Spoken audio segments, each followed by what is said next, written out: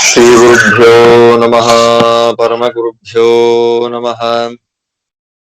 श्रीमदानन्दतीर्थ भगवत्पादाचार्य गुरुभ्यो नमः। हरिः ओम्। वाङ्मे मनसि प्रतिष्ठिता मनो मे वाचि प्रतिष्ठितम्। आविराविर्मये धिवेदस्य माणिस्थश्रुतम् मे प्रहासीः। येन होरात्र्यान् सन्दधामि ऋतं वदिष्यामि सत्यं वदिष्यामि तन्मामवतु। तद्वक्तारमवत्ववतु मामवतु वक्तारमवतु वक्तारम्। ॐ शान्ति शान्ति शान्तिः। हरिः ॐ। नारायणं निखिलपूर्णगुणैकदेहं सर्वज्ञमच्युतमपेतसमस्तदोषम् प्राणस्य सर्वचिदचित्परमेश्वरस्य साक्षादधीश्वरमियां शरणं रमेशम्।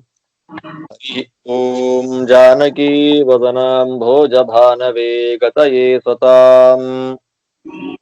नमः श्रीरामचन्द्राय हेतवे सर्वसम्पदां बृहती सहस्रपारावारशायी रमापतिः अनिरुद्धादिपश्चात्मा पञ्चद्वीपेषु काशते पञ्चाङ्गयुक्सुपर्णं य इष्टिकाचिति संस्थितम् आरुणस्तमहं वन्दे पञ्चशस्त्रोक्तमादरात् महदुक्तं मृत्सहस्रं सहस्रहरिवाचकम् चाकर्ष्ये यथा योगं दश प्रमतिवर्त्मना। हरिः ಓಂ. ಮಂತ್ರ ಕರೆಕ್ಟ್ ಆಗಿ ಮಾಡಕ್ಕಾಯ್ತು. ನೆಟ್ವರ್ಕಿನ ತುಂಬಾ ಸಮಸ್ಯೆ ಬಂದದ್ದರಿಂದ ಅದೇನ್ ವಿಘ್ನವೋ ನಿನ್ನೆ ಆಸುರಿ ಶಕ್ತಿಗಳ ಪ್ರಭಾವ. ಮಹಾಪ್ರಯತ್ನ ಪಟ್ಟರು ನಿನ್ನೆ ಮಾಡಕ್ ಆಗ್ಲಿಲ್ಲ. ಇವತ್ತು ಮತ್ತೆ ಅದೇ ಮಂತ್ರದಿಂದಲೇ ಮತ್ತೆ ಶುರು ಮಾಡೋಣ. ಇವತ್ತು 584ನೇ ಮಂತ್ರ. ಓಂ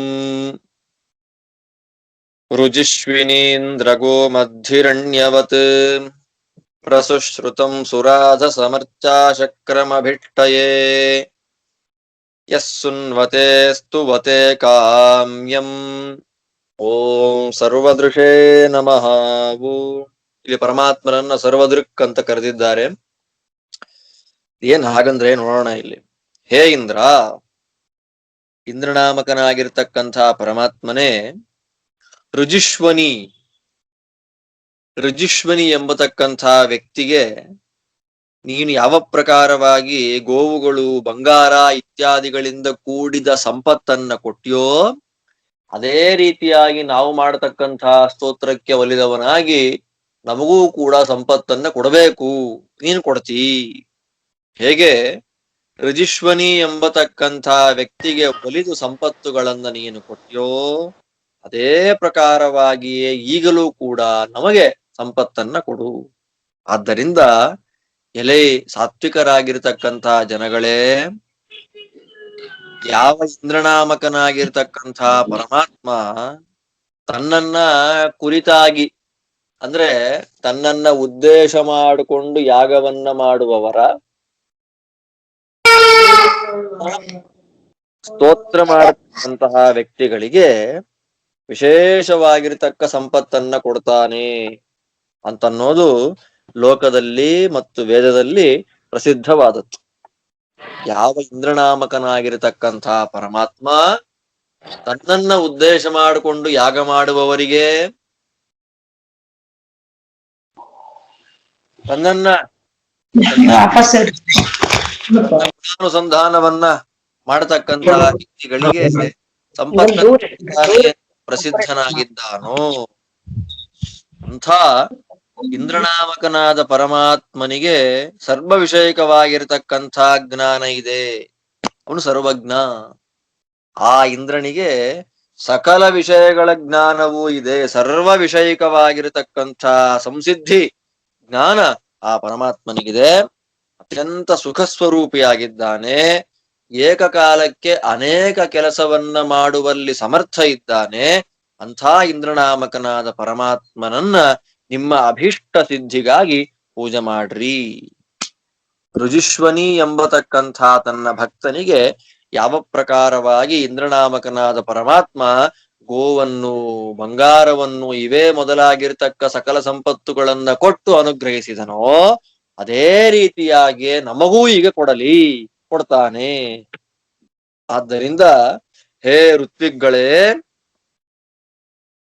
ಯಾವ ಇಂದ್ರನಾಮಕನಾದ ಪರಮಾತ್ಮ ತನ್ನನ್ನ ಉದ್ದೇಶ ಮಾಡಿಕೊಂಡು ಯಾಗ ಮಾಡುವವರಿಗೆ, ತನ್ನನ್ನ ಸ್ತೋತ್ರ ಮಾಡತಕ್ಕಂತ ಜನಗಳಿಗೆ ಸಂಪತ್ತನ್ನ ಕೊಡ್ತಾನೆ ಅಂತ ಪ್ರಸಿದ್ಧನಾಗಿದ್ದಾನೋ ಅಂಥ ಇಂದ್ರ ಸರ್ವ ವಿಷಯಿಕವಾದ ಜ್ಞಾನವನ್ನು ಪಡೆದಿದ್ದಾನೆ.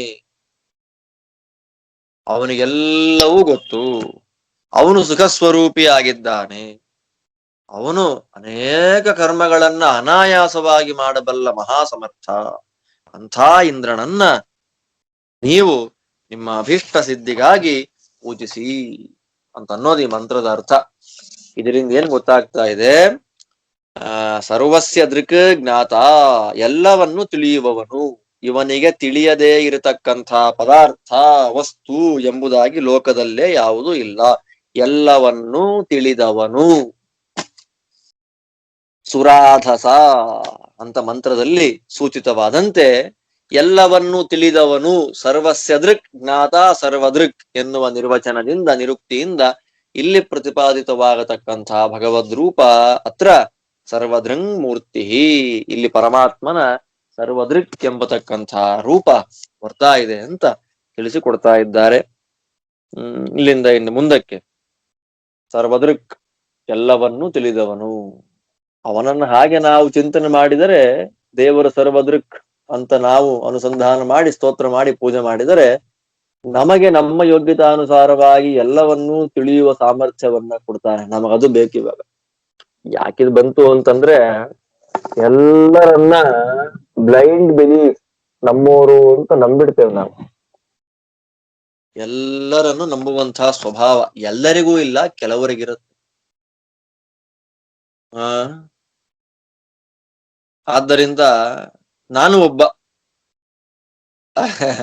ಆ ಗುಂಪಲ್ಲಿ ನಾನು ಒಬ್ಬ ಇದ್ದೇನೆ. ಆದ್ದರಿಂದ ದೇವ್ರು ನಮ್ಗೆ ಏನ್ ಮಾಡ್ಬೇಕು ಅಂದ್ರೆ, ನಮ್ಮ ಮುಂದೆ ಒಳ್ಳೆ ಮಾತಾಡೋರೆಲ್ಲ ನಮ್ಮವರು ಅಂತ ನಾವು ಅನ್ಕೊಂಡ್ಬಿಡ್ತೇವೆ.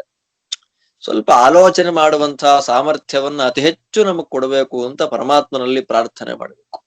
ಆದ್ದರಿಂದ ಸರ್ವದೃಕ್ಕಾಗಿದ್ದಾನೆ ಸ್ವಾಮಿ ಅಂತ ಉಪಾಸನೆ ಮಾಡುವುದರಿಂದ, ಅನುಸಂಧಾನ ಮಾಡುವುದರಿಂದ ನಮ್ಮವರ ಸಂಸರ್ಗವನ್ನು ಮಾಡಿಸ್ತಾನೆ ನಮಗೆ. ನಮ್ಮವರು ಅಂದ್ರೆ ಜ್ಞಾನಿಗಳಾಗಿರ್ತಕ್ಕಂತಹ ವ್ಯಕ್ತಿಗಳ ಸಂಸರ್ಗವನ್ನ ಮಾಡಿಸ್ತಾನೆ ಸ್ವಾಮಿ.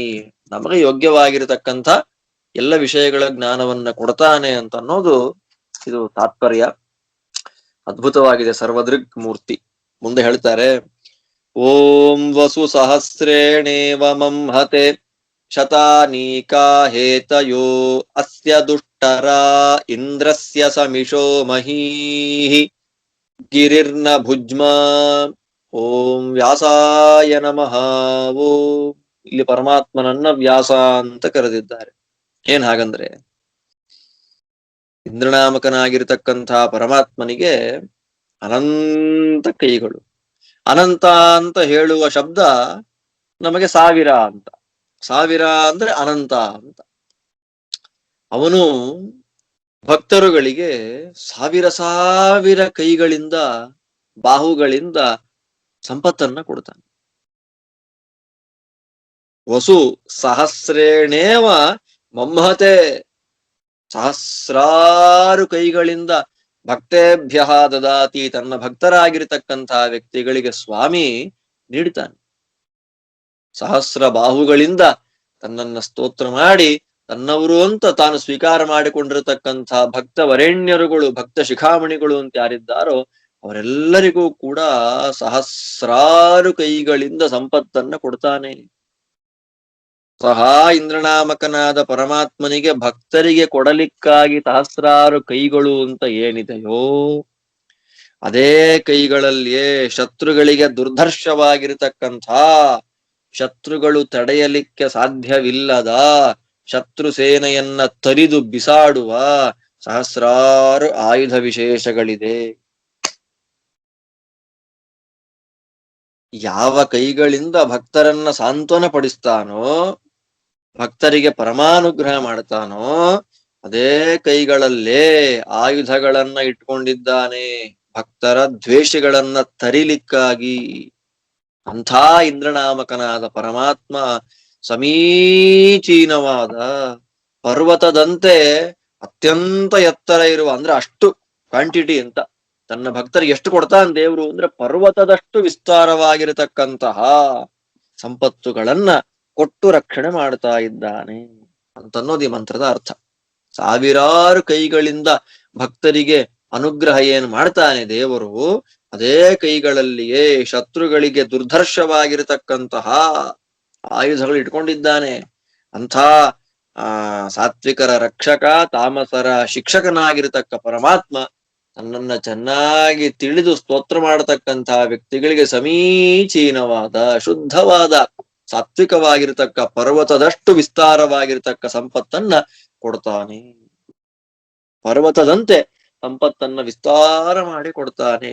ಗಟ್ಟಿಯಾಗಿ ನಿಲ್ಲುವಂಥದ್ದು, ಅದನ್ನ ಯಾರು ಕಿತ್ತೊಗಿಲಿಕ್ಕೆ ಸಾಧ್ಯ ಇಲ್ಲ. ದೇವರು ಕೊಟ್ಟ ಅಂತಂದ ಮೇಲೆ ಅದನ್ನ ಇವನಿಗೆ ನಾಶ ಮಾಡ್ಲಿಕ್ಕೆ ಯಾರಿಗೂ ಸಾಧ್ಯ ಇಲ್ಲ. ಅಂತಹ ಗಟ್ಟಿಯಾದ ಪರ್ವತದಂತೆ ಇರತಕ್ಕ ಅಷ್ಟು ಸಂಪತ್ತನ್ನ ಕೊಟ್ಟು ರಕ್ಷಣೆ ಮಾಡ್ತಾನೆ ಭಕ್ತರನ್ನ ಅನ್ನೋದು ಈ ಮಂತ್ರದ ಅರ್ಥ. ಇದರಿಂದ ಏನ್ ಗೊತ್ತಾಗ್ತಾ ಇದೆ, ಭಕ್ತಾಭೀಷ್ಟಾನಿ ವಿಸ್ತಾರಯತಿ ಅಸ್ಯ ಇಂದ್ರಸ್ಯ ಹೇತ ಯಸ್ಸಮಿಷಃ ಪಿನ್ವತೆ. ಈ ಪದಗಳಿಂದ ಸೂಚಿತವಾದಂತೆ ಮಂತ್ರದಲ್ಲಿ ತೋರಿಸಿದ್ದಾರಲ್ಲ ಇಲ್ಲಿ, ಅಸ್ಯ ಇಂದ್ರಸ್ಯ ಹೇತಯಃ ಸಮಿಷಃ ಪಿನ್ವತೆ ಇತ್ಯಾದಿಯಾಗಿ ನಾನೀಗ ಏನ್ ಹೇಳಿದೆ ಮಂತ್ರಾರ್ಥ, ಅದರಲ್ಲಿ ಸೂಚಿತವಾದಂತೆ ಭಕ್ತರ ಅಭೀಷ್ಟಗಳನ್ನ ಕೊಡ್ತಾನೆ.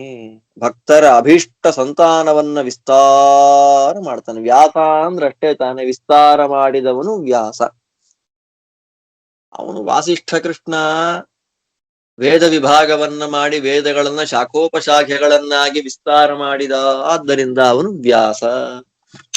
ಇಲ್ಲಿ ಇವನು ಸಹಸ್ರನಾಮ ಪ್ರತಿಪಾದ್ಯನಾಗಿ ಬರತಕ್ಕಂತಹ ನಾರಾಯಣ ವ್ಯಾಸ ಭಕ್ತರ ಅಭೀಷ್ಟ ಸಂತಾನವನ್ನ ವಿಸ್ತಾರ ಮಾಡ್ತಾನೆ, ಭಕ್ತರ ಅಭೀಷ್ಟಗಳನ್ನ ವಿಸ್ತಾರ ಮಾಡ್ತಾನೆ.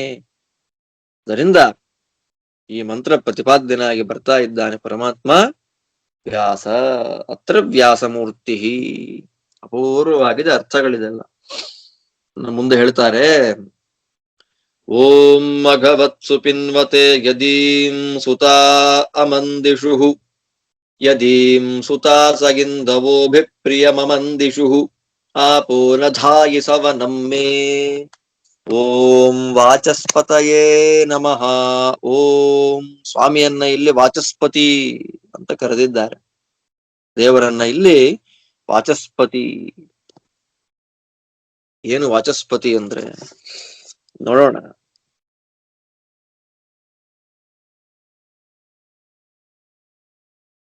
ಯಾವ ಸೋಮಯಾಮಕನಾದ ಪರಮಾತ್ಮನನ್ನ ಖಂಡಿತವಾಗಲೂ ಸಂತೋಷ ಪಡಿಸ್ತದೆ. ಚೆನ್ನಾಗಿದೆ.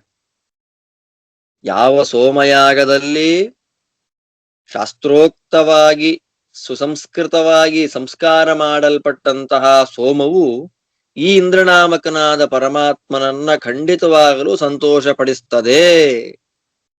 ಆ ಕಾರಣದಿಂದಲೇ ಈಗ ನಾವು ಹಿಂಡಿದಂತಹ ಅವನಿಗೆ ಅತ್ಯಂತ ಪ್ರಿಯವಾಗಿರತಕ್ಕಂತಹ ಈ ಸೋಮವನ್ನ ಅವನಿಗೆ ಸಮರ್ಪಣೆಯನ್ನ ಮಾಡಲಿಕ್ಕೆ ಮಾಡ್ತಾ ಇರತಕ್ಕಂತಹ ಈ ಸವನವು, ಈ ಸೋಮಯಾಗವು ನೀರು ಕೆಳಗಿನ ಪ್ರದೇಶವನ್ನ ಹೊಂದುವಂತೆ ಅದು ಅವನಲ್ಲಿ ಇಡಲ್ಪಟ್ಟಿದೆ.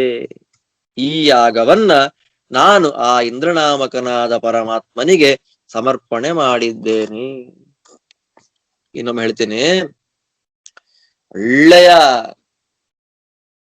ಯಾಗವನ್ನ ಮಾಡಿಸ್ತಕ್ಕಂತಹ ಋತ್ವಿಕ್ಗಳು ಸೋಮವನ್ನ ಚೆನ್ನಾಗಿ ಹಿಂಡಿ ಸಮರ್ಪಣೆ ಏನು ಮಾಡ್ತಾರೆ ದೇವರಿಗೆ, ಆ ಸೋಮದಿಂದ ಪರಮಾತ್ಮ ಸಂತುಷ್ಟನಾಗ್ತಾನೆ. ಆ ಸೋಮ ಅವನಿಗೆ ಸಂತೋಷವನ್ನ ಖಂಡಿತವಾಗಲೂ ಕೊಡುತ್ತೆ. ಇದನ್ನ ತಿಳಿದಂತಹ ನಾವುಗಳು ಈ ಕಾರಣದಿಂದ ಅಂದ್ರೆ ಸುಸಂಸ್ಕೃತವಾಗಿ ಶಾಸ್ತ್ರೀಯವಾಗಿ ಮಂತ್ರಪೂರ್ವಕವಾಗಿ ಹಿಂಡಿದ ಸೋಮ ಪರಮಾತ್ಮನ ಪ್ರೀತಿ ಕಾರಣ ಆಗತ್ತೆ ಎನ್ನುವುದನ್ನ ತಿಳಿದ ನಾವುಗಳು ಅವನಿಗೆ ಅತ್ಯಂತ ಪ್ರಿಯವಾಗಿರತಕ್ಕಂತಹ ಸೋಮವನ್ನ ಅವನಿಗೆ ಸಂತೋಷ ಪಡಿಸ್ಲಿಕ್ಕಾಗಿ ಸೋಮಯಾಗದ ಮೂಲಕ ಅವನಿಗೆ ಅರ್ಪಣೆ ಮಾಡಿದ್ದೇವೆ. ಆದ್ದರಿಂದ ಈ ಸೋಮಯಾಗವು ಅವನಲ್ಲಿ ಇಟ್ಟಿದ್ದೇವೆ ಅಂದ್ರೆ ಅವನಿಗೆ ಸಮರ್ಪಣೆ ಮಾಡಿದ್ದೇವೆ. ದೇವರ ಪ್ರೇರಣೆಯಿಂದ ದೇವರ ಪ್ರೀತ್ಯರ್ಥವಾಗಿ ನಾವೀ ಸೋಮಯಾಗವನ್ನ ಮಾಡಿದ್ದೇವೆ. ಹೇಗದು ದೇವರಿಗೆ ಸಮರ್ಪಣೆ ಆಗತ್ತೆ ಅಂದ್ರೆ, ನೀರು ತಗ್ಗು ಪ್ರದೇಶವನ್ನೇ ಹುಡುಕಿಕೊಂಡು ಹೇಗೆ ಹೋಗ್ತದೋ ಅಲ್ವಾ, ಹೋಗ್ತಾನೆ. ನೀರು ಸ್ವಲ್ಪ ಡೌನ್ ಇರಬೇಕು, ತಗ್ಗು ಪ್ರದೇಶ, ಅದನ್ನು ಹುಡ್ಕೊಂಡು ಹೊರಟೋಗತ್ತೆ, ನೀವು ತಳ್ಳಬೇಕಾಗಿಲ್ಲ. ಅದನ್ನು ಹೇಗ್ ಹೋಗತ್ತೋ ಹಾಗೆ ನಾವೀಗ ಮಾಡಿದಂತಹ ಈ ಸವನವು ಇಂದ್ರನಾಮಕನಾದ ಪರಮಾತ್ಮನಿಗೆ ಸಮರ್ಪಿತವಾಗಿದೆ. ಯಾಕೆ? ಸೋಮ ಅಂತಂದ್ರೆ ಅವನಿಗೆ ಇಷ್ಟ. ಆದ್ದರಿಂದ ಅವನಿಗೆ ಪ್ರಿಯವಾದ ಸೋಮವನ್ನ ಅರ್ಪಣೆ ಮಾಡಕ್ಕೋಸ್ಕರವಾಗಿ ಯಾಗವನ್ನ ಮಾಡಿರೋದ್ರಿಂದ ಸೋಮಯುಕ್ತವಾದ ಈ ಯಾಗ ಅವನಿಗೆ ಅರ್ಪಿತವಾಗಿದೆ ಅನ್ನೋದು ಈ ಮಂತ್ರದ ಅರ್ಥ. ಇದರಿಂದ ಏನ್ ಗೊತ್ತಾಗ್ತಾ ಇದೆ ಅಂದ್ರೆ, ವಾಚಸ್ಪತಿ ಅಂತ ಆಗಬೇಕಲ್ಲ, ವಾಚಃ ಪತಿ ಎರಡಾಗಬೇಕು. ವಾಚಃ ಅಂದ್ರೆ ವೇದಗಳು, ಅಂದ್ರೆ ಯಜ್ಞಗಳು. ಹೇಗ್ ಗೊತ್ತಾಗತ್ ನಮಗೆ? ಯಾಗ ಮಾಡ್ಬೇಕು, ಸಮರ್ಪಣೆ ಮಾಡ್ಬೇಕು, ಸೋಮ ಹಿಂಡ್ಬೇಕು ಇತ್ಯಾದಿ ಆದದ್ದೆಲ್ಲವೂ ನಮ್ಗೆ ಎಲ್ಲಿಂದ ಬಂತು ಅಂದ್ರೆ ವೇದಗಳಿಂದ. ವೇದೈಹಿ ವಿಧೀಯತೆ ಇತಿ ವಾಕ್ ಯಜ್ಞ, ವೇದಗಳಿಂದ ವಿಧಾನ ಮಾಡಲ್ಪಡ್ತದೆ. ಅಂದ್ರೆ ವೇದಗಳು ಆದೇಶ ಮಾಡಿದೆ ಯಾಗವನ್ನ ಮಾಡಬೇಕು ಅಂತ ಇರೋದ್ರಿಂದ ವೇದಗಳಿಂದ ವಿಧಾನ ಮಾಡಲಿಕ್ಕೆ ಯೋಗ್ಯವಾದ ಕಾರಣ ಯಜ್ಞಗಳನ್ನ ವಾಕ್ ಅಂತ ಕರೀತಾರೆ. ಅಂತಹ ವಾಕ್ ನಾಮಕವಾಗಿರತಕ್ಕಂಥ ಯಜ್ಞಗಳು ಸಮರ್ಪಿಸಲು ಯೋಗ್ಯವಾದಂಥ ಸ್ಥಾನ. ಅಂದ್ರೆ ಯಜ್ಞಗಳನ್ನ ಯಾರಿಗೆ ಸಮರ್ಪಣೆ ಮಾಡಬೇಕು ನಾವು ಅಂತಂದ್ರೆ ಈ ದೇವರಿಗೆ. ಎಲ್ಲ ಯಜ್ಞಗಳನ್ನ ನಾವು ಯಾರಿಗೆ ಸಮರ್ಪಣೆ ಮಾಡಬೇಕು ಅಂತ ಪ್ರಶ್ನೆ ಮಾಡಿದ್ರೆ ಇಂದ್ರನಾಮಕನಾದ ಪರಮಾತ್ಮನಿಗೆ. ಎಲ್ಲ ಯಜ್ಞಗಳಿಗೂ ಪತಿ, ನಿಧಾನ ಸ್ಥಾನ, ವಾಕ್ ವೇದಗಳಿಂದ ವಿಧಾನ ಮಾಡಲ್ಪಡುವ ಕಾರಣ ವಾಕ್ ಎಂಬುದಾಗಿ ಕರೆಯಲ್ಪಡುವಂಥ ಯಜ್ಞಗಳಿಗೆ ಪತಿ, ನಿಧಾನ ಸ್ಥಾನ, ಎಲ್ಲವನ್ನೂ ಸ್ವೀಕಾರ ಮಾಡ್ತಾನೆ ಅಥವಾ ಎಲ್ಲರೂ ಅವನಿಗೆ ಅರ್ಪಣೆ ಮಾಡ್ತಾರೆ. ಅವನಲ್ಲಿ ಯಜ್ಞಗಳನ್ನ ಇಡ್ತಾರೆ ಅಂದ್ರೆ ಅರ್ಪಣೆ ಮಾಡ್ತಾರೆ. ವಾಗ್ರೂಪವಾಗಿರತಕ್ಕಂತಹ ಯಜ್ಞಗಳಿಗೆ ಪತಿಯಾಗಿದ್ದಾನೆ ಎನ್ನುವ ನಿರುಕ್ತಿಯಿಂದ ಆಪೋ ನಧಾಗಿ ಸವನಂ ಇತ್ಯಾದಿಯಾಗಿ ಮಂತ್ರದಲ್ಲಿ ಸೂಚಿತವಾದಂತೆ ಇಲ್ಲಿ ಪ್ರತಿಪಾದಿತವಾಗತಕ್ಕಂಥ ಭಗವದ್ ರೂಪ ಯಾವುದು? ವಾಚಸ್ಪತಿ.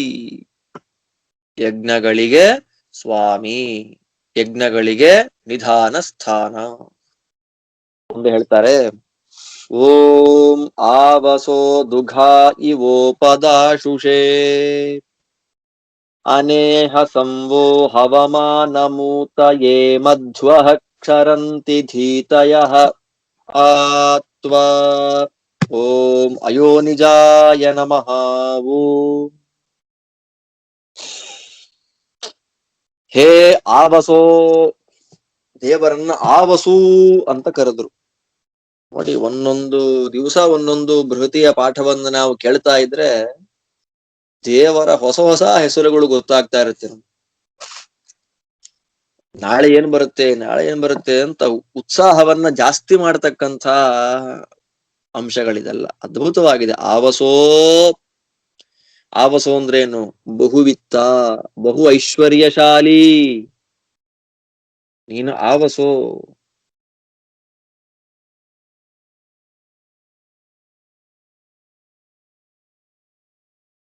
ಬಹುವಿತ್ತ, ಅನಂತ ಸಂಪತ್ತಿನಿಂದ ಕೂಡಿದ ಇಂದ್ರ, ನಿನ್ನ ಕರ್ಮಗಳು ಅಥವಾ ನಿನ್ನ ಜ್ಞಾನ, ನಿನ್ನ ಸಂಕಲ್ಪ ಅಂತ ಅನ್ನೋದು ಏನಾಗಿದೆ ಅಂತಂದ್ರೆ, ನಿನ್ನನ್ನ ಕುರಿತಾಗಿ ಯಾರು ಹವಿಸ್ಸನ್ನ ಸಮರ್ಪಣೆ ಮಾಡ್ತಾನೋ, ಹರಿಪ್ರೀತ್ಯರ್ಥವಾಗಿ ನಾನು ಕರ್ಮಗಳನ್ನ ಮಾಡ್ತೇನೆ, ಈ ಯಾಗವನ್ನ ಮಾಡ್ತಾ ಇದ್ದೇನೆ, ಆದ್ದರಿಂದ ಈ ಹವಿಸ್ಸು ಪರಮಾತ್ಮನಿಗೆ ಸಲ್ಲಬೇಕು ಅಂತ ಅನುಸಂಧಾನ ಮಾಡಿಕೊಂಡು ಯಾರು ನಿನಗೆ ಸಮರ್ಪಣೆಯನ್ನ ಮಾಡ್ತಾನೋ ಅವನಿಗೆ ಕಾಮಧೇನುವಿನಂತೆ ಅವನ ಹತ್ತಿರದಲ್ಲೇ ಇದ್ದು ಬಿಡುತ್ತೆ ದೇವರ ಸಂಕಲ್ಪ. ದೇವರ ಸಂಕಲ್ಪ ಏನು? ನನ್ನನ್ನ ಉದ್ದೇಶ ಮಾಡಿಕೊಂಡು ಯಾರು ಯಾಗ ಮಾಡ್ತಾರೋ ಅವರಿಗೆ ನಾನು ಸಕಲಾಭೀಷ್ಟಗಳನ್ನ ಕೊಡ್ತೇನೆ ಅಂತ ಅನ್ನೋದು ಭಗವತ್ ಸಂಕಲ್ಪ. ಅದನ್ನ ಇಲ್ಲಿ ಹೇಳ್ತಾ ಇದ್ದಾರೆ. ಕಾಮಧೇನುವಿನಂತೆ ನಿನ್ನ ಸಂಕಲ್ಪ ನಿನ್ನನ್ನ ಉದ್ದೇಶ ಮಾಡಿಕೊಂಡು ಯಾಗ ಮಾಡುವಂತಹ ವ್ಯಕ್ತಿಗಳ ಹತ್ತಿರದಲ್ಲೇ ಇದ್ದು ಬಿಡುತ್ತೆ. ಆದ್ದರಿಂದ ಅವರಿಗೆ ಕಾಮಧೇನುವಿನಂತೆ ಸಕಲಾಭೀಷ್ಟಗಳನ್ನ ಕೊಡಬೇಕಾದ್ರೆ ಒಬ್ಬನೇ ಭಕ್ತ ಅಲ್ವಲ್ಲ, ಅವನ ರೀತಿ ಅನೇಕ ಭಕ್ತರು 100,000,000,000 ಕೋಟಿ ಭಕ್ತರಿದ್ದಾರಲ್ಲ, ಅವ್ರಿಗೆಲ್ಲಾ ಕೊಡ್ಬೇಕಾದಷ್ಟು ಸಂಪತ್ತಿನಲ್ಲಿ ಇರ್ಬೇಕು ಅಂದ್ರೆ ನೀನ್ ಆ ವಸು ಆಗಿದ್ರೆ ಸಾಧ್ಯ. ನಿನ್ನಲ್ಲಿ ಕರಗದ, ನಾಶವಾಗದ, ಎಷ್ಟು ಕೊಟ್ಟರೂ ಕಳೆಯದ ಅನಂತ ಸಂಪತ್ತಿದ್ರೆ ನೀನು ಕೊಡ್ಲಿಕ್ಕಾಗತ್ತೆ. ಆದ್ದರಿಂದ ಮಂತ್ರ ಆರಂಭದಲ್ಲೇ ಕರೀತು ದೇವರನ್ನ ಆವಸು. ಆದ್ದರಿಂದ ಆ ದೇವರನ್ನ ಉದ್ದೇಶ ಮಾಡಿಕೊಂಡು, ಇಂದ್ರನಾಮಕನಾದ ನಾರಾಯಣನನ್ನ ಉದ್ದೇಶ ಮಾಡಿಕೊಂಡು ಯಾರು ಕರ್ಮ ಸಮರ್ಪಣೆಯನ್ನ ಮಾಡ್ತಾರೋ ಅವರಿಗೆ ಕಾಮಧೇನುವಿನಂತೆ ಸಕಲಾಭಿಷ್ಟ ಪೂರಕನಾಗ್ತಾನೆ ಇಂದ್ರ. ಆದ್ದರಿಂದ ಹೇ ಪ್ರಜಾ, ಹೇ ಪ್ರಜಾ, ಹೇ ಸಾತ್ವಿಕರಾಗಿರತಕ್ಕಂಥ ವ್ಯಕ್ತಿಗಳೇ, ನಿಮ್ಮ ಕರ್ಮಗಳು ಯಾರಿಂದಲೂ ಹಿಂಸೆಗೆ ಒಳಗಾಗದ, ಇಂದ್ರನಾಮಕನಾದ ಪರಮಾತ್ಮನನ್ನ ಹಿಂಸೆ ಮಾಡಬೇಕು ಅಂದ್ರೆ ಯಾರಿಗೂ ಸಾಧ್ಯ ಇಲ್ಲ. ಆದ್ದರಿಂದ ಅನೇಹಸ ಅಂದ್ರು.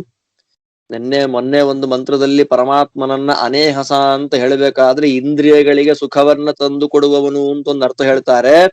ಇವತ್ತು ಮತ್ತೊಂದು ಅರ್ಥ, ಅನೇಹಸಂ ಅಹಿಂಸ್ಯಂ. ಹೇ ಪ್ರಜಾಹ, ಎಲೆ ಸಾತ್ವಿಕರಾಗಿರ್ತಕ್ಕಂಥ ಜ್ಞಾನಿ ವರ್ಗವೇ, ನಿಮ್ಮ ಕರ್ಮಗಳು ಯಾರಿಂದಲೂ ಹಿಂಸೆಗೆ ಒಳಗಾಗದ,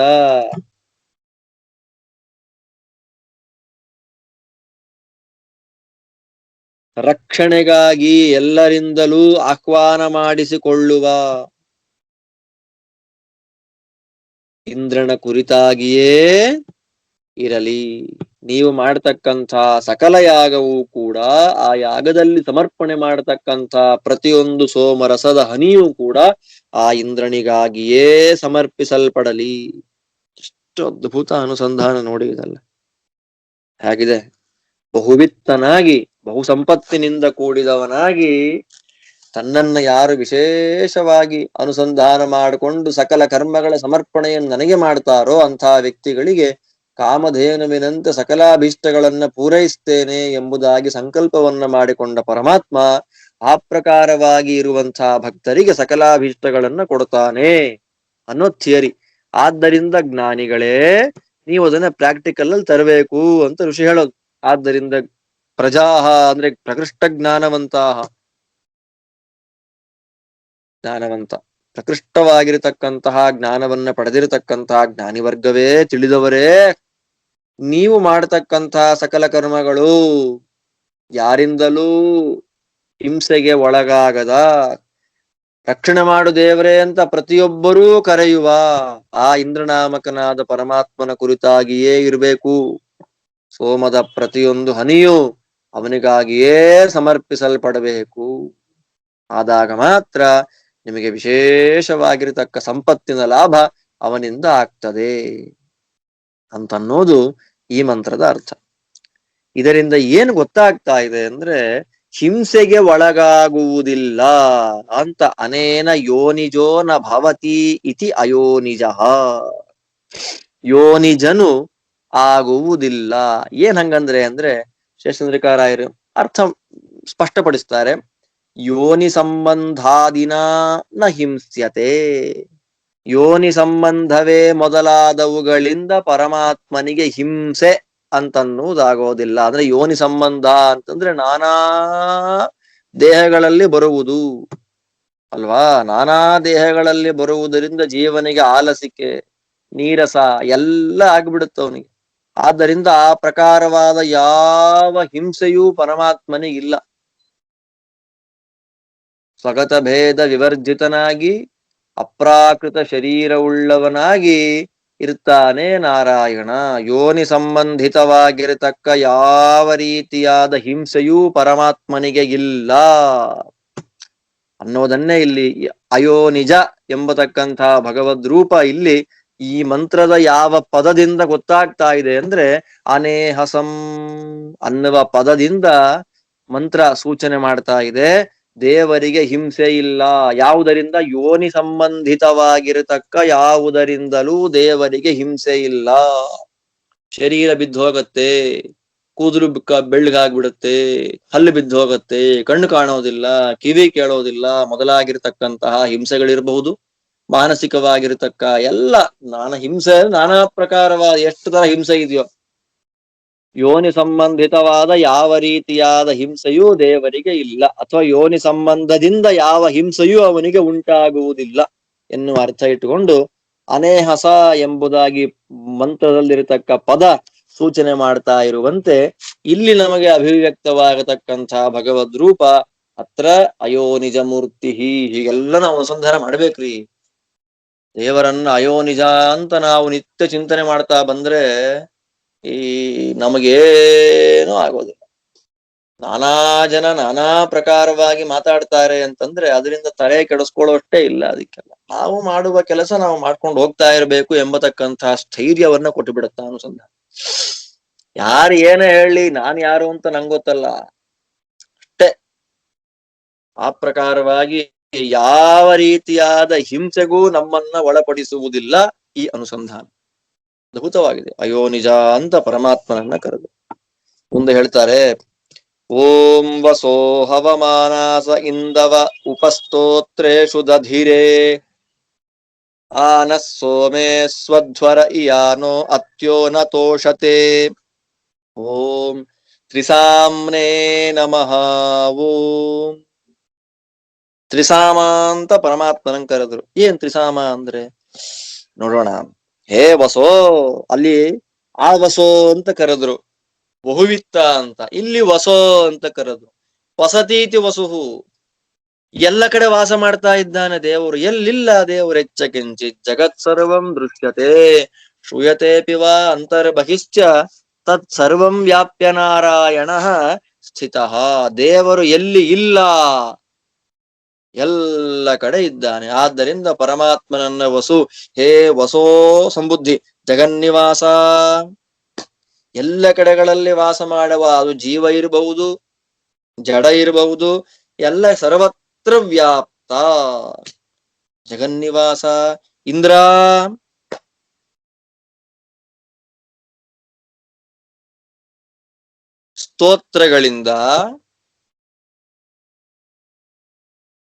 ಸ್ತೋತ್ರಗಳಿಂದ ನಿನಗೆ ಸಮರ್ಪಿಸಲ್ಪಡತಕ್ಕಂತಹ ಈ ಸೋಮರಸವು, ಅಂದ್ರೆ ಅರ್ಪಣೆ ಮಾಡ್ಬೇಕಾದ್ರೆ ಎಲ್ಲ ಹೇಳ್ಬೇಕಲ್ಲ. ಮೊದಲು ಆಹ್ವಾನ ಮಾಡ್ತಾರೆ ದೇವರನ್ನ.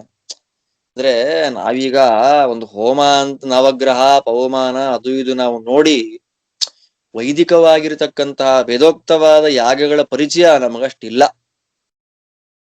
ಹೇಳ್ತಾರೆ ಮೊದಲು ಆಹ್ವಾನ ಮಾಡ್ತಾರೆ ದೇವರನ್ನ. ಆ ದೇವರು ಬರ್ತಾನೆ, ಬಂದ ಮೇಲೆ ಸ್ತೋತ್ರ ಮಾಡ್ತಾರೆ, ಅವನನ್ನ ಸ್ತೋತ್ರ ಮಾಡಿ ಸಮರ್ಪಣೆ ಮಾಡ್ತಾರೆ ಹವಿಸ್ಸನ್ನ.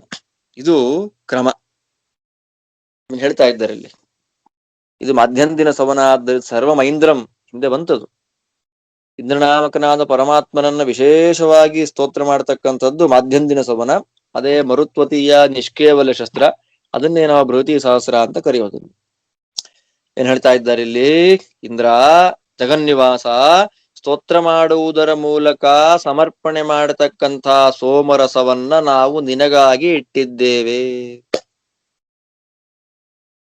ಆದ್ದರಿಂದ ನಿನಗಾಗಿ ಸಮರ್ಪಣೆ ಮಾಡಲು, ಅಥವಾ ನಿನಗೆ ಸಮರ್ಪಣೆ ಮಾಡಬೇಕು ಅಂತಲೇ ರೆಡಿ ಮಾಡಿ ಇಟ್ಟಿರತಕ್ಕಂಥ ಸೋಮರಸವನ್ನ ತಗೊಳ್ಳಿಕ್ಕೆ ಬೇರೆಯವ್ರು ಯಾರು ಬರೋದಿಲ್ಲ.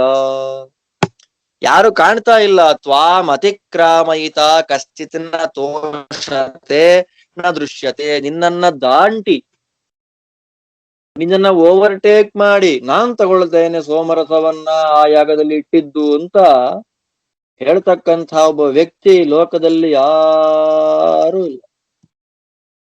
ಎಲ್ಲವನ್ನ ಅತಿಕ್ರಮಿಸಿ ನಿಂತ ನೀನು ತ್ರಿವಿಕ್ರಮ. ಎಲ್ಲರನ್ನ ದಾಟಿ ಮೇಲೆ ನಿಂತಿರ್ತಕ್ಕಂಥವ್ರು ನೀನು. ಯಾರನ್ನ ದಾಟಿಲ್ಲ ನೀನು.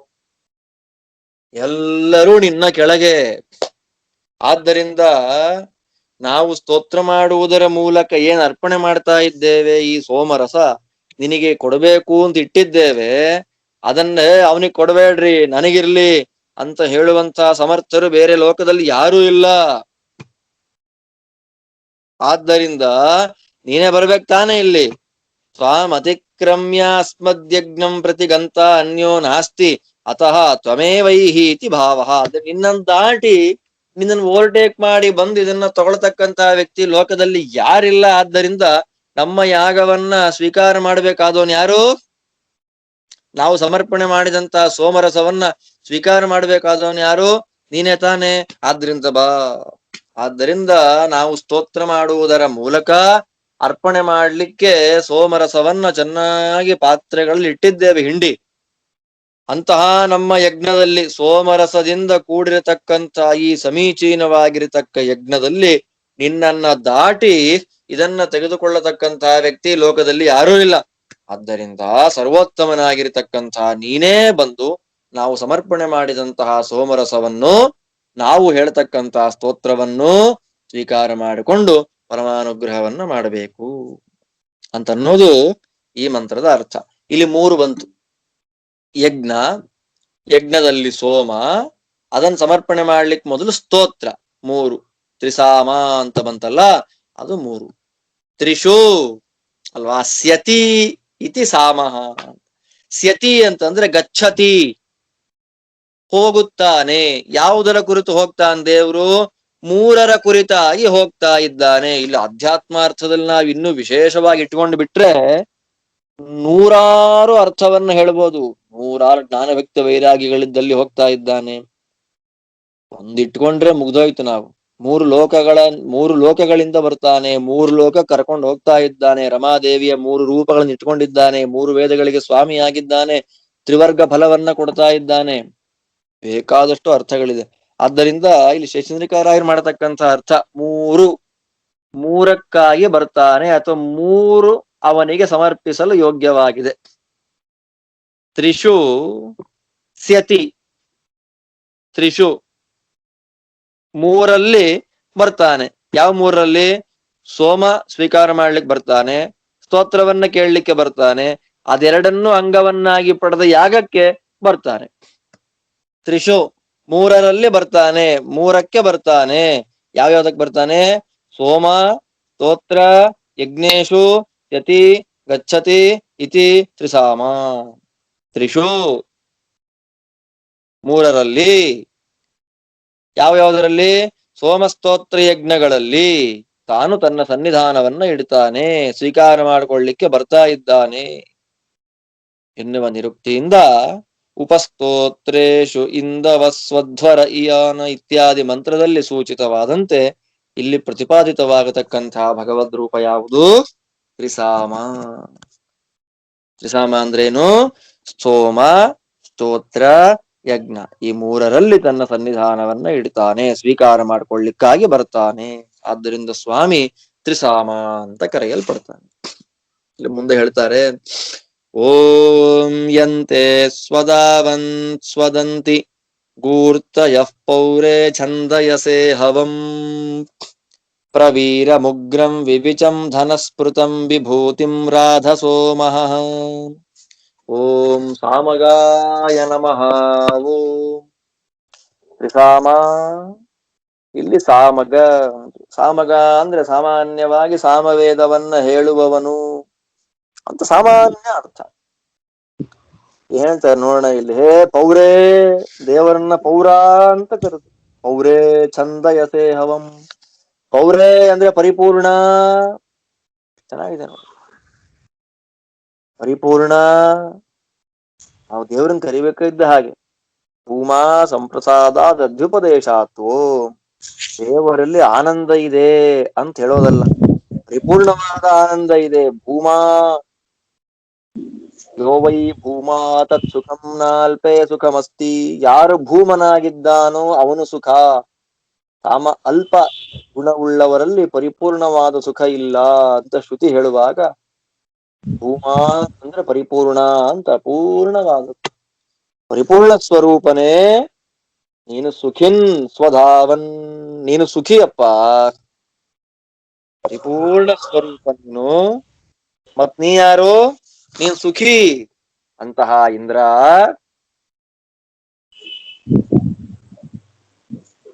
ನೀನು ಪ್ರವೀರ. ಪ್ರವೀರ ಅಂದ್ರೇನು? ಉಗ್ರ. ಪ್ರವೀರ, ನಿನ್ನಂತಹ ಒಬ್ಬ ವೀರ ಇನ್ನೊಬ್ಬ ಲೋಕದಲ್ಲಿ ಇಲ್ಲ. ಎಲ್ಲ ವೀರರನ್ನು ದಾಟಿದವನ್ ನೀನು, ಪ್ರವೀರ, ಉಗ್ರ. ಶತ್ರುಗಳಿಗೆ ನೀನು ಘೋರ.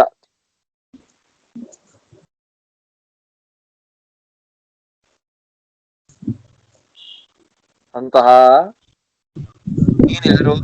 ವಿವಿಚಂ, ವಿವಿಕ್ತಂ, ಧನಸ್ಮೃತಂ, ಧನದಾತಾರಂ.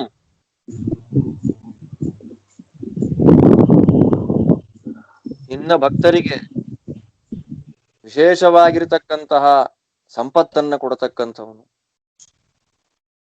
ಅದ್ಭುತವಾಗಿರತಕ್ಕಂತಹ ಸಿದ್ಧಿಯನ್ನ ಕೊಡಲಿಕ್ಕಾಗಿ ನಾನಾ ರೂಪಗಳನ್ನು ಧರಿಸಿರತಕ್ಕಂಥವನ್ ನೀನು. ಸಹ ನಿನ್ನ ವಿಷಯಿಕವಾಗಿರತಕ್ಕಂತಹ ಸ್ತುತಿಗಳು ನಮಗೆ, ನಾವು ಯಾವುದನ್ನ ಅಪೇಕ್ಷೆ ಮಾಡ್ತೇವೋ ಅದನ್ನ ತಂದುಕೊಡಲಿಕ್ಕೆ ಏನಾಗಿದೆ? ಸಮರ್ಥವಾಗಿದೆ. ಆದ್ದರಿಂದ ನಿನ್ನನ್ನ ಯಥಾರ್ಥವಾಗಿ ತಿಳಿದು ಸ್ತೋತ್ರ ಮಾಡತಕ್ಕಂಥ ನಮ್ಮ ಆಹ್ವಾನವನ್ನ ಚಂದಯಸೆ ಅಂಗೀಕರೋಷಿ, ಈ ಅಂಗೀಕಾರ ಮಾಡ್ತೀವಿ. ಎಷ್ಟು ಚೆನ್ನಾಗಿದೆ ನೋಡಿ. ಪರಿಪೂರ್ಣ, ಪರಿಪೂರ್ಣ ಸುಖ, ಪ್ರವೀರ, ಸಾಟಿ ಇಲ್ಲದ ಶೌರ್ಯವಂತ, ಶತ್ರುಗಳಿಗೆ ಘೋರ, ಭಕ್ತರಿಗೆ ವಿಶೇಷವಾಗಿ ಸಂಪತ್ತನ್ನ ಕೊಡುವವನು, ಭಕ್ತರಿಗೆ ಸಿದ್ಧಿಯನ್ನ ಕೊಡಲಿಕ್ಕಾಗಿಯೇ ಬಹುರೂಪಗಳನ್ನ ಧಾರಣೆ ಮಾಡಿರತಕ್ಕಂತಹ ನಿನ್ನ ವಿಷಯಿಕವಾಗಿರತಕ್ಕ ಸ್ತೋತ್ರಗಳು. ನಿನ್ನ ವಿಷಯಿಕವಾಗಿರತಕ್ಕಂತಹ ಅಂದ್ರೆ ದೇವರ ಕುರಿತಾಗಿ ಸ್ತೋತ್ರವನ್ನ, ಗುಣಗಳ ಸ್ತೋತ್ರ ಅಂದ್ರೆ ಗುಣ ಸಮುದಾಯ ಅಷ್ಟೆ, ಗುಣವರ್ಣನಾ ರೂಪವಾಗಿರತಕ್ಕ ಪದಗಳ ಸಮುದಾಯ ಅಷ್ಟೆ. ಸ್ತೋತ್ರ ಅಂದ್ರೇನು? ಪ್ರಗೀತ ಗುಣಿನಿಷ್ಠ ಗುಣಾಭಿಧಾನಂ. ರಾಗವಾಗಿ ಆಯಾ ಗುಣಗಳನ್ನ ಹೊಂದಿರತಕ್ಕ ದೇವರ ಗುಣಗಳನ್ನ ಹೊಗಳುವುದು, ಅದೇ ಸ್ತೋತ್ರ. ನಿನ್ನ ಸ್ತುತಿ ಅಂದ್ರೆ ದೇವರ ಸ್ತೋತ್ರವನ್ನ ಒಮ್ಮೆ ಹೇಳಿಬಿಟ್ರೆ ನಾವು ಅದರಲ್ಲಿ ಜ್ಞಾನ, ನಮ್ಮ ನಮ್ಮ ಯೋಗ್ಯತಾನುಸಾರವಾಗಿ ಏನೇನು ಫಲ ಬರಬೇಕು ಅದೆಲ್ಲವನ್ನ ಪಡಿಬೇಕು ಅಂತ ಆಸೆ ಜಾಸ್ತಿ ಆಗುತ್ತೆ. ಆಸೆ ಜಾಸ್ತಿ ಆಗುತ್ತೆ ಅಂದ್ರೆ ಆ ಫಲವನ್ನ ಪಡಿಲಿಕ್ಕಾಗಿ ದೇವರ ಅನುಗ್ರಹ ಸಂಪಾದನೆ ಮಾಡಬೇಕು. ಅನುಗ್ರಹ ಸಂಪಾದನೆ ಮಾಡಬೇಕು ಅಂದ್ರೆ ಜ್ಞಾನ ಪಡಿಬೇಕು, ಅದಕ್ಕಾಗಿ ತಿಳ್ಕೊಳ್ಬೇಕು. ತಿಳಿಲಿಕ್ಕಾಗಿ ಪಾಠ ಬಿಟ್ಟು ಬೇರೆ ಮಾರ್ಗ ಇಲ್ಲ.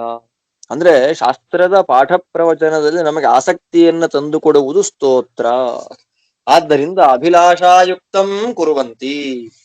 ಪರಿಪೂರ್ಣನೂ, ಸುಖಸ್ವರೂಪಿಯೂ, ಪ್ರವೀರನೂ, ಶತ್ರುಗಳಿಗೆ ಘೋರನೂ, ಭಕ್ತರಿಗೆ ವಿಶೇಷವಾಗಿ ಧನವನ್ನ ಕೊಡುವವನು, ಅವರಿಗೆ ನಾನಾ ಪ್ರಕಾರವಾಗಿರತಕ್ಕ ಸಿದ್ಧಿಯನ್ನ ಕೊಡಲಿಕ್ಕಾಗಿ ವಿಭೂತಿ ಅನೇಕ ರೂಪಗಳನ್ನ ಧರಿಸಿರತಕ್ಕಂಥವನು ಆಗಿರತಕ್ಕ ನಿನ್ನ ವಿಷಯಿಕವಾಗಿರತಕ್ಕಂತಹ ಸ್ತೋತ್ರಗಳು ನಮಗೆ ಅಭಿಲಾಷೆಯನ್ನ ತಂದು ಕೊಡ್ತಾ ಇದೆ, ಉಂಟು ಮಾಡ್ತಾ ಇದೆ.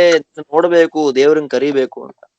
ಅಂತ ಆಸೆ ಉಳ್ಳ ಎಷ್ಟೆಷ್ಟು ಗುಣಗಳನ್ನು ಹೇಳಿದ್ರು ನೋಡಿ. ಪರಿಪೂರ್ಣ, ಸುಖಿ, ಪ್ರವೀರ, ಅತ್ಯುಗ್ರ, ಧನದಾತ, ಸಿದ್ಧಿಗೆ ಕೊಡಲಿಕ್ಕಾಗಿ ಅನೇಕ ರೂಪ ಧಾರಣೆ ಮಾಡಿದವನು, ಹೀಗೆ ನಾನಾ ಗುಣಗಳನ್ನ ವರ್ಣನೆ ಮಾಡತಕ್ಕಂತ ಸ್ತೋತ್ರಗಳು ನಿನ್ನನ್ನು ಕರೀಲೇಬೇಕು ಅಲ್ವಾ. ಯಾರನ್ನಾದ್ರೂ ಇನ್ವೈಟ್ ಮಾಡ್ಬೇಕಾದ್ರೆ ಇವ್ರನ್ನ ಯಾಕೆ ಇನ್ವೈಟ್ ಮಾಡಬೇಕು ಅಂತ ಪ್ರಶ್ನೆ ಬರುತ್ತೆ. ಪ್ರಶ್ನೆ ಬರಬೇಕು ಅಂದ್ರೆ ಅವರ ಗುಣಗಳು, ಒಂದು ವಿದ್ಯೆ, ರೂಪ, ಸೌಂದರ್ಯ, ಹಣ ಇತ್ಯಾದಿ ಕಾರಣ ಆಗತ್ತೆ. ಆದ್ದರಿಂದ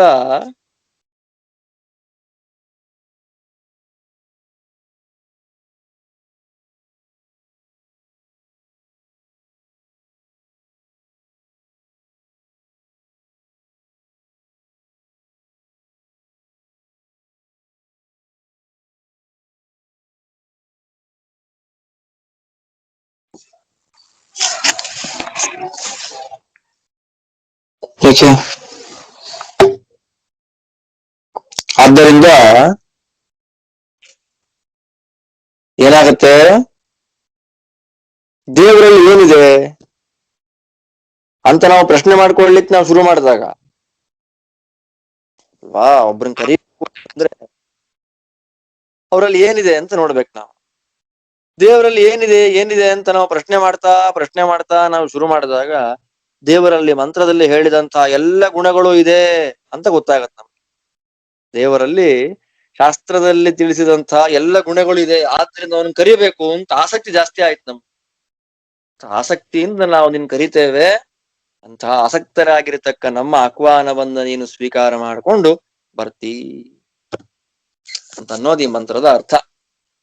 ಇದರಿಂದ ಏನ್ ಗೊತ್ತಾಗ್ತಾ ಇದೆ, ಅನೇನ ಸ್ಯತಿ ಇತಿ ಸಾಮ ಸ್ತುತಿ.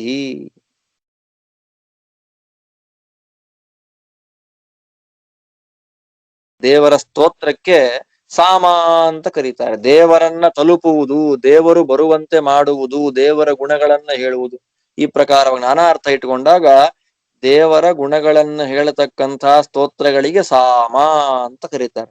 ಅದನ್ನ ಅಂಗೀಕಾರ ಮಾಡಿಕೊಳ್ತಾನೆ, ತದ್ ಗಚ್ಚತಿ, ಅದು ನನ್ನದ್ದು, ಸುಳ್ಳಲ್ಲ. ವೇದಗಳಲ್ಲಿ ಏನ್ ಹೇಳ್ತಾ ಇದೆ ಅದು ನನ್ನ ಹೇಳ್ತಿರೋದು, ಬೇರೆ ಯಾರನ್ನೂ ಅಲ್ಲ. ಈ ಪ್ರಕಾರವಾಗಿ ತನ್ನ ಸ್ತೋತ್ರವನ್ನ ಸ್ವೀಕಾರ ಮಾಡಿಕೊಳ್ತಾನೆ ಅಂದ್ರೆ ಆಹ್ವಾನವನ್ನ ಕೇಳಿ ಬರ್ತಾನೆ ಎನ್ನುವ ಅರ್ಥ ಇಟ್ಟುಕೊಂಡು ಛಂದಯಸೇ ಹವಂ ಇತ್ಯಾದಿಯಾಗಿ ಮಂತ್ರದಲ್ಲಿ ಪದಗಳು ಸೂಚನೆ ಮಾಡಿದಂತೆ ಸ್ತೋತ್ರವನ್ನ ಅಂಗೀಕಾರ ಮಾಡಿಕೊಳ್ತಾನೆ ಎನ್ನುವ ನಿರುಕ್ತಿಯಿಂದ ಇಲ್ಲಿ ಪ್ರತಿಪಾದಿತವಾಗತಕ್ಕಂತಹ ಭಗವದ್ ರೂಪ ಅತ್ರ ಸಾಮಗ ಮೂರ್ತಿ.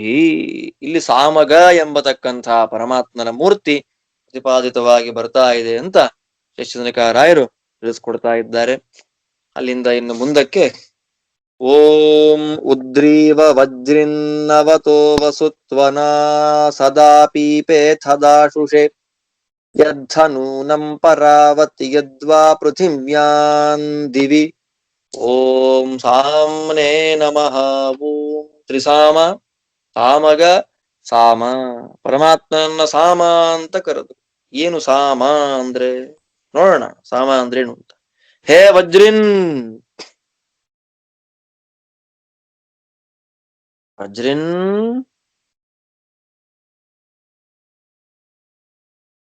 ಎಷ್ಟು ಚೆನ್ನಾಗಿದೆ ನೋಡಿ.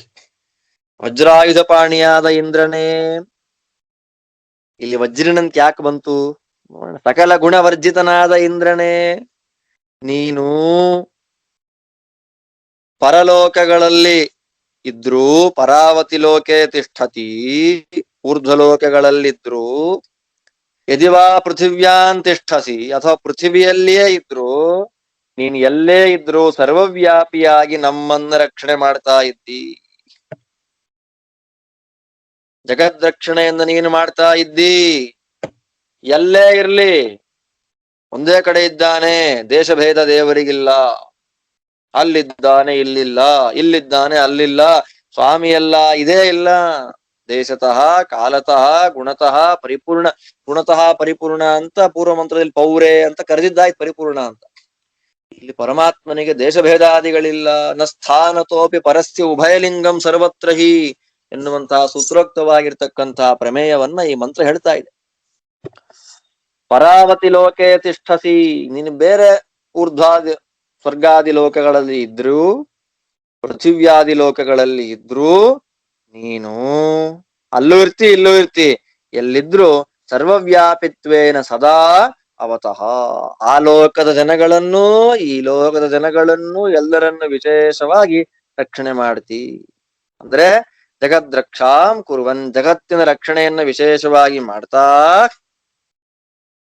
ಅಲ್ವಾ, ಜಗತ್ತಿನ ರಕ್ಷಣೆಯನ್ನ ವಿಶೇಷವಾಗಿ ಮಾಡ್ತಾ ನಿನ್ನ ಮಾಹಾತ್ಮ್ಯವನ್ನ ಯಥಾರ್ಥವಾಗಿ ಯಾರು ತಿಳಿದು ಉಪಾಸನೆ ಮಾಡಿ ಸ್ತೋತ್ರ ಮಾಡ್ತಾ ನಿನಗೆ ಸೋಮಾದಿಗಳನ್ನ ಅರ್ಪಣೆ ಮಾಡ್ತಾನೋ ಅಂಥ ಯಜಮಾನನಿಗೆ ಮೋಡಗಳ ಗುಂಪು ಮಳೆಯನ್ನ ಹೇಗೆ ಕೊಡ್ತದೋ ಹಾಗೆ ಅಭೀಷ್ಟಗಳನ್ನ ಕೊಟ್ಟು ರಕ್ಷಣೆ ಮಾಡ್ತೀ.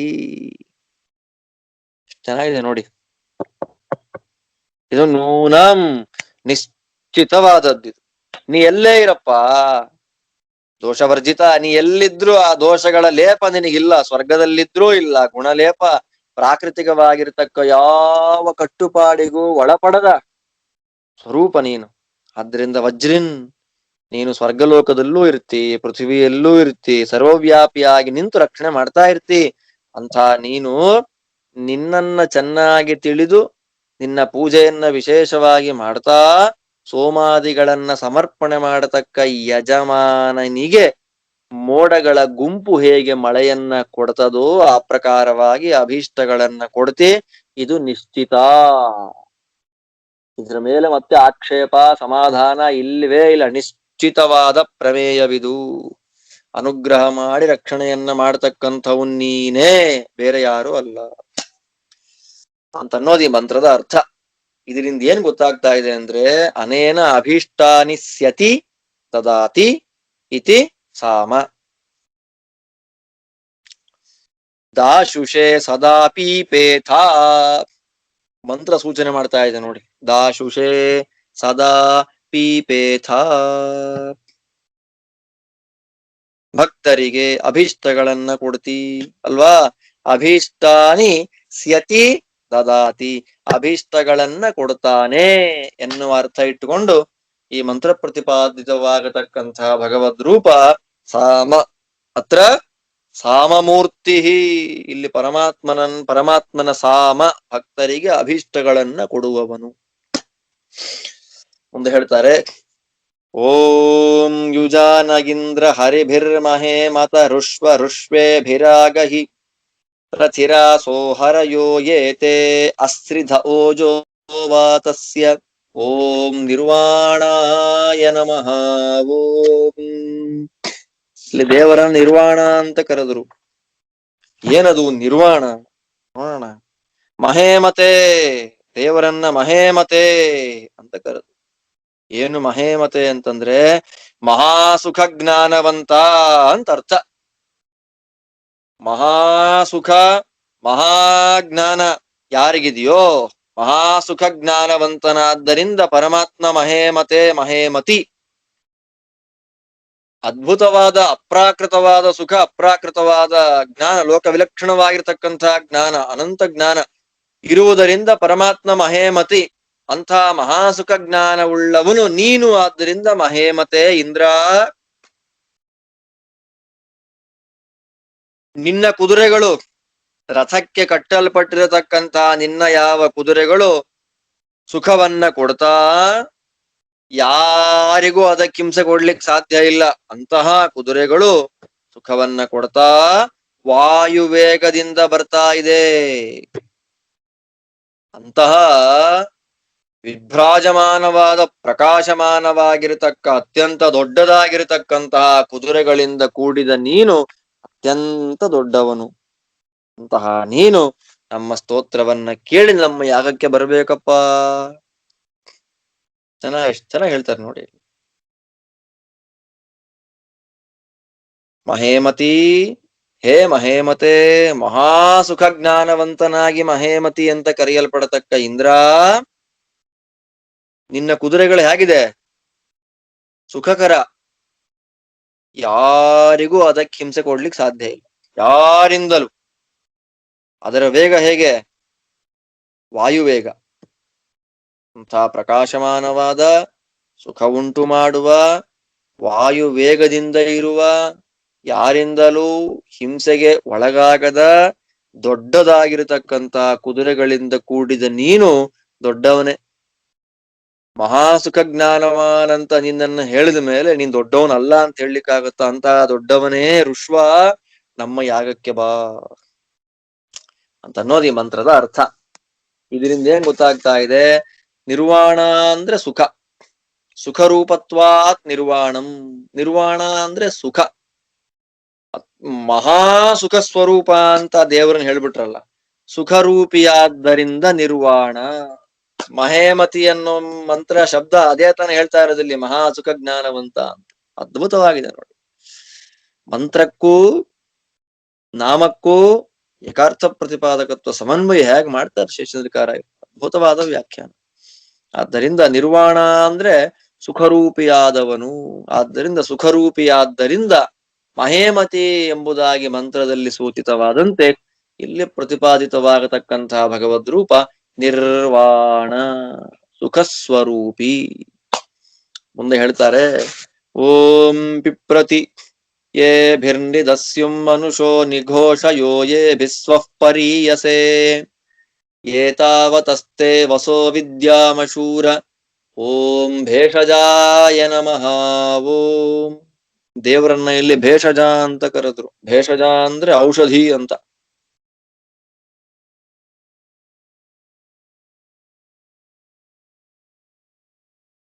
ಭೇಷಜ ಡಾಕ್ಟ್ರು ಅಂತಲೂ ಒಂದ್ ಅರ್ಥ ಇದೆ, ಚಿಕಿತ್ಸಕ ಅಂತಲೂ ಒಂದ್ ಅರ್ಥ ಇದೆ. ಏನ್ ಹಂಗಂದ್ರೆ, ಹೇ ಇಂದ್ರ, ನೀನು ಯಾವ ಕುದುರೆಗಳಿಂದ ಕೂಡಿದವನಾಗಿ ಕುದುರೆಗಳ ಮೇಲೆ ಬರ್ತಾ ಶತ್ರುಗಳಾಗಿರತಕ್ಕಂಥ ಮನುಷ್ಯರುಗಳನ್ನ ನಿವಾರಣೆ ಮಾಡ್ತೀಯೋ. ಶತ್ರುಗಳು ಅಂತಂದ್ರೆ ರೋಗಗಳು ಅಂತ ಅರ್ಥ. ರೋಗಗಳಿಗೆ ಚಿಕಿತ್ಸಕ ನೀನು ಅಂತ. ರೋಗಗಳಿಗೆ ಯಾರ ಮೇಲೆ ದ್ವೇಷ? ಈಗ ಹಾರ್ಪಿಕ್ ಅಂತ ಒಂದು ಅಡ್ವರ್ಟೈಸ್ಮೆಂಟ್ ಬರ್ತಿತ್ತು, ಒಂದು ಉದಾಹರಣೆ ಕೊಡೋದಷ್ಟೇ ನಿಮ್ಗೆ. ಅದರಲ್ಲಿ ಬರ್ತಿತ್ತು, ನಾನು ಟಿವಿ ನೋಡಿ ತುಂಬಾ ದಿನ ಆಯ್ತು, ಬರುತ್ತೆ ಅಂತ ಅನ್ಕೊಂಡಿದೀನಿ ನಾನು. ಸೊ ಅದರಲ್ಲಿ ನೋಡ್ಬೋದು ನೀವು, ಅವನು ಕಮೋಡಿಗೆ ಅವನು ಹಾಕ್ಬೇಕಾದ್ರೆ ಅದು ಕಿರ್ಚತ್ತೆ. ನಮ್ ಶತ್ರು ಬಂದ ನಾವು ತಪ್ಪಿಸ್ಕೊಳ್ಳೋದು ಹೇಗೆ, ಕದ್ದು ಮುಚ್ಚಿ ಕೂತಂತ ಜಾಗ ತಪ್ಪಿಸ್ಕೊಳ್ಳೋದು ನಾವು ಹೇಗೆ ಅಂತ ಅನ್ಬೇಕಾದ್ರೆ ಹಾರ್ಪಿಕ್ ಅವನು ಹಾಕ್ತಾ ಇದ್ದಾಗೆ ಎಲ್ಲ ಅಯ್ಯೋ ಬಂದಲ್ಲ ಸತ್ತು ಹೋಗುತ್ತೆಲ್ಲ. ಅಂದ್ರೆ ಅಂತಹ ಶತ್ರುಗಳಿಗೆ, ರೋಗಗಳಿಗೆ ನೀನ್ ಚಿಕಿತ್ಸಕ ನೀನು ಅಲ್ವಾ. ರೋಗಗಳು ದುಃಖಗೊಳಗಾಗೋದು ಯಾವಾಗ ಅಂದಾಗ ಚಿಕಿತ್ಸಕ ಬಂದಾಗ.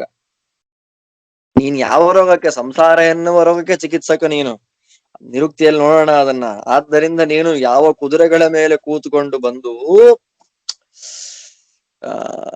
ಅಯೋಗ್ಯರಾಗಿರತಕ್ಕ ಶತ್ರುಗಳ ನಿವಾರಣೆ ಮಾಡಿದ್ಯೋ, ಅಂತಹ ಕುದುರೆಗಳಿಂದಲೇ ನೀನು ಸ್ವರ್ಗಾದಿ ಲೋಕಗಳಿಗೆ ಸಂಚಾರ ಮಾಡ್ತಿ.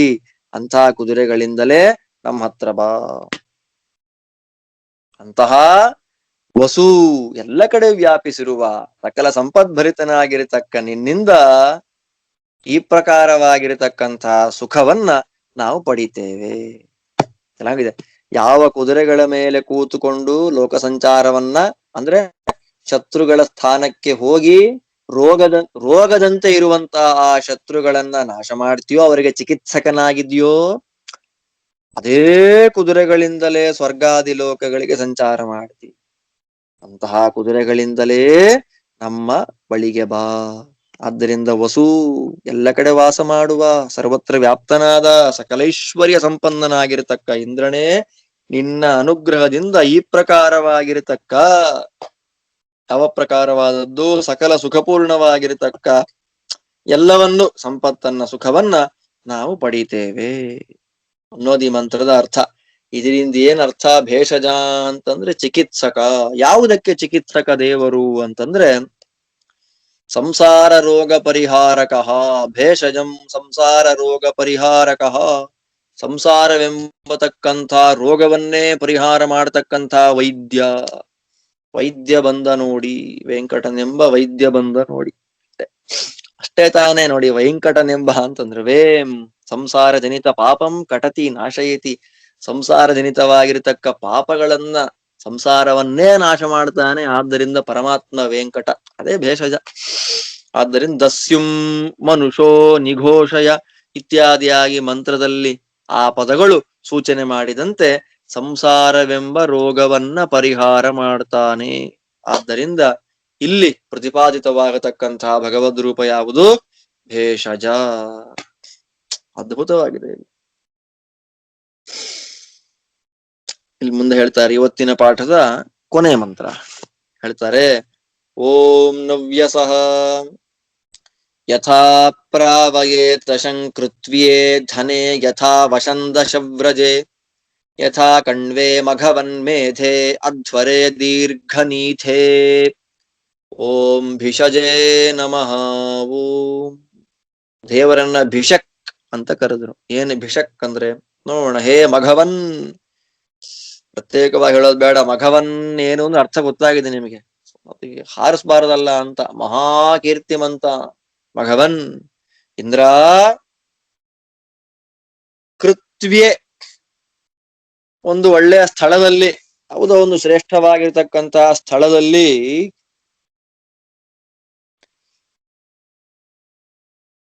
ಎಲ್ಲರಿಂದಲೂ ಅಪೇಕ್ಷೆ ಪಡತಕ್ಕಂತಹ ದುಡ್ಡಿನ ವಿಷಯದಲ್ಲಿ ಏತಶ ಎಂಬತಕ್ಕಂತ ಭಕ್ತನನ್ನ ಹೇಗೆ ಕಾಪಾಡಿದೆಯೋ. ಏತಶ ಅಂತೊಬ್ಬ ಭಕ್ತ, ಅವನ ಹೆಸರು ಏತಶ ಅಂತ. ಅವನು ಯಾವುದು ಅದಕ್ಕೆ ಕೃತ್ವೇ ಅಂತ ಕರೀತು. ಒಂದು ಶ್ರೇಷ್ಠವಾಗಿರ್ತಕ್ಕಂಥ ಕ್ಷೇತ್ರದಲ್ಲಿ ವಾಸ ಮಾಡಿಕೊಂಡಿದ್ರು ಅವರು, ಆ ಏತಶರು ಎಂಬತಕ್ಕಂಥ ಭಕ್ತರು. ಅವರಿಗೆ ಸಂಪತ್ತು ಬೇಕಾಗಿತ್ತು, ಅದಕ್ಕಾಗಿ ದೇವರ ಸ್ತೋತ್ರ ಮಾಡಿದ್ರು. ಅದಕ್ಕೆ ಒಲಿದ ಪರಮಾತ್ಮ ನೀ ಏನ್ ಮಾಡ್ದಿ, ರಕ್ಷಣೆ ಮಾಡ್ದಿ. ಮತ್ತೆ ದಶವ್ರಜ ಅಂತ ಒಂದು ಜಾಗ, ಅಲ್ಲಿ ವಶ ಅಂತೊಬ್ಬ ಭಕ್ತ, ಅವನೂ ಕೂಡ ನಿನ್ನ ಸ್ತೋತ್ರ ಮಾಡಿದ.